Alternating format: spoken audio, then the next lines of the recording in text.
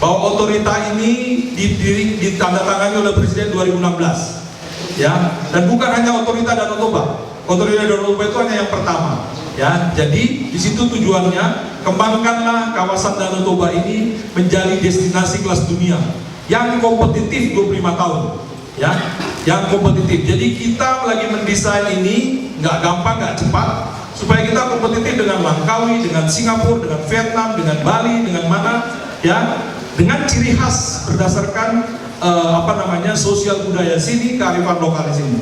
Tidak ada kita membuat konsep Bali baru. Itu 2016. Kami bekerja hampir 3 tahun, ya. Kami bekerja dengan Dewan Pengarah, ada Dewan Pengarah 13 orang, ya. Intinya begitu. Nah, dalam perjalanannya salah satu yang strateginya Pak Jokowi, beliau melihat Nusa Dua Bali itu salah satu pengungkit suksesnya Bali. Jadi setelah Bali provinsinya itu basis pariwisatanya sudah kuat, tahun 85 pemerintah memberikan 150 hektar lahan ke BUMN waktu itu untuk mengembangkan Nusa Dua Bali. 40 tahun kemudian Nusa Dua Bali itu punya 4.000 kamar sehingga bisa mengadakan international conference terbesar di dunia, ya. Itu gambaran. Itu mau diulang sukses lagi di sini, di mana kami diberikan lahan di 3 tempat, satu di Sibisa, satu di Tabut, satu di Humbang Has. Yang kami baru eksplor kerjakan itu adalah di Sibisa, ya, di Sibisa. Nah, semua sudah tahu, sudah paham permasalahan Sibisa, ya. Kami update dengan tulang, saya tidak mau bohong, ya. Dampak dari demo-demo kemarin, sekarang sudah ada konflik antar desa, ya, konflik antar desa. Jadi satu desa yang lokasi kami itu merasa pembangunan ini dihambat oleh satu desa lain, ya. Jadi desa itu sekarang dalam tekanan, ya. Kami sudah ingatkan ke desa itu bahwa jadi begini, kami selalu mengingatkan doang ke mereka, perbedaannya ajas kepemilikan dengan ajas pemanfaatan, ya. Jadi oke, sambil kalian memperjuangkan hak milik kalian, ya, jangan habiskan waktu ini dengan tidak memanfaatkannya, kira-kira gitu. Hak, karena itu ada suatu aturannya, ya, tanah ulayat dan lain-lain, itu silakan diperjuangkan. Tapi bukan berarti menghambat proyek strategis nasional. Proyek strategis nasional itu tidak bisa dihambat. Kalau ada permasalahan pengadaan tanah dan lain-lain, itu bisa diselesaikan dengan pengadilan. Dan ini pemerintah pusat sudah biasa mendapatkan ini. Jadi itu gambaran besarnya.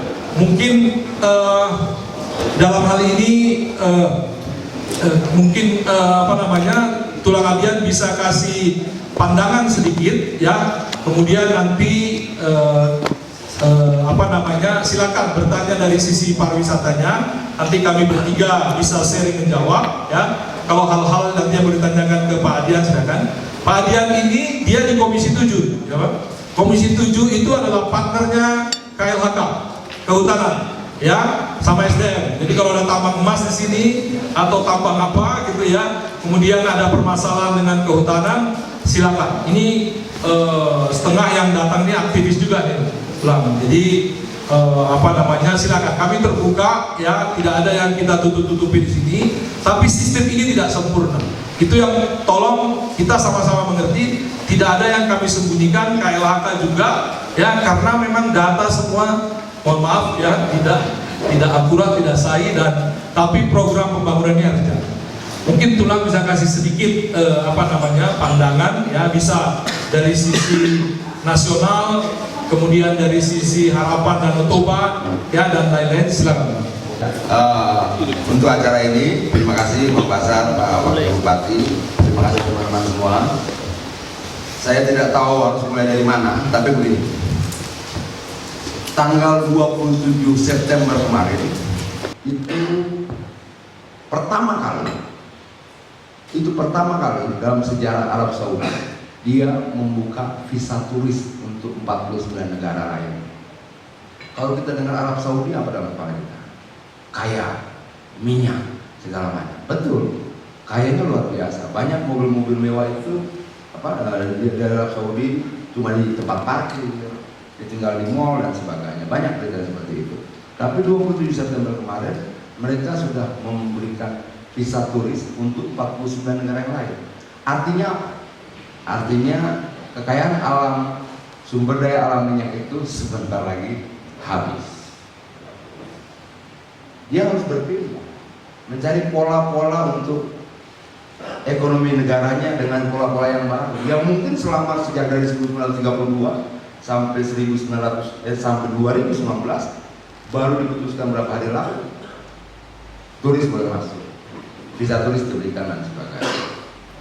Persoalannya adalah bagaimana merubah wilayah yang sebagian besar gurun itu menarik untuk wisata.